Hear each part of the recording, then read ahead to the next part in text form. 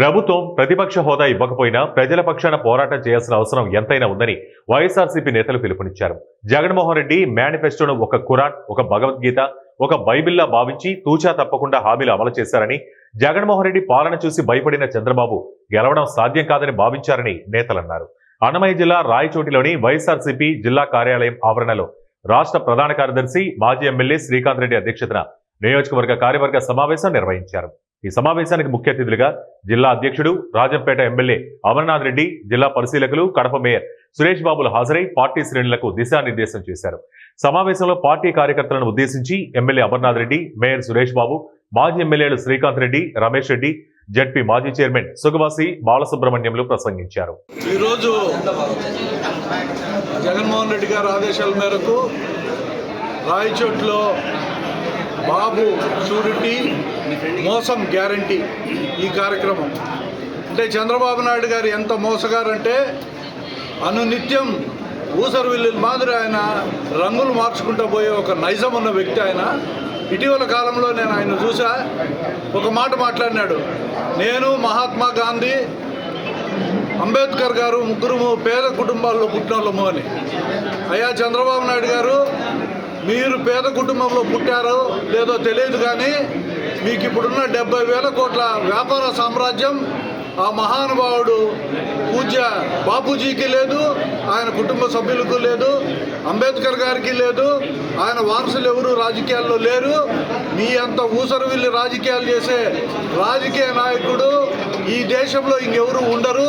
మీకు మొదటి స్థానం వస్తుంది దాంట్లో. అంతేదాన్ని తప్పనిచ్చి మీరు చేసిన మోసాలు ఈరోజు ప్రజలు ప్రతి నిత్యము వాచ్ చేస్తుంటారు. మీ కపట నాటకాలన్నీ కూడా బయటపడే రోజులు దగ్గర పడుతున్నాయి. భవిష్యత్తులో మీకు ఇదే చివరి ఎన్నిక అని చెప్పి ఈ సందర్భంగా మనం చేస్తున్నాం. కార్యకర్తలే పోయి ఈ ప్రభుత్వం యొక్క మేనిఫెస్టోలో జరిగిన అక్రమాలను, మోసాలను ప్రజలకు తెలియజేసి రాబోయే జగన్మోహన్ రెడ్డి గారి ప్రభుత్వంలో ఏ మేనిఫెస్టో రూపొందించాలో ఈ రోజు నుంచే ప్రజల దగ్గర నుంచి అభిప్రాయ సేకరణ చేసే కార్యక్రమం గ్రామాల్లో శ్రీకారం చుట్టబోతా ఉన్నాం.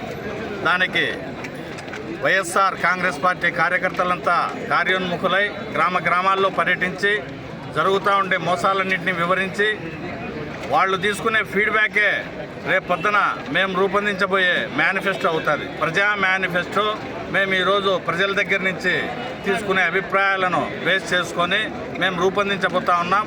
రాబోయే పరిపాలన జగన్మోహన్ రెడ్డి గారి ప్రభుత్వం ప్రజా మేనిఫెస్టోతో తయారై ప్రజారంజకంగా, జనరంజకంగా ఉండేదానికి ఈ రోజు నుంచే మేము పునాది రాయి వేస్తున్నాం.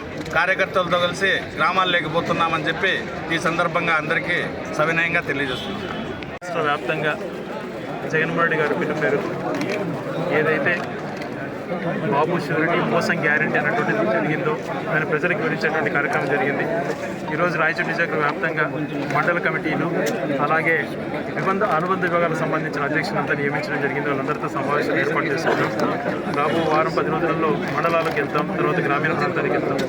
ఏ రకంగా రాష్ట్రంలో అరాచక పాలన జరుగుతుంది అన్నటువంటిది కూడా మొత్తంతా కూడా మీటింగ్లో మాట్లాడారు. పూర్తిగా మోసపూరితమైనటువంటి మాటలతో ఎన్నికల హామీలు ఏది నెరవేర్చుకుంటారు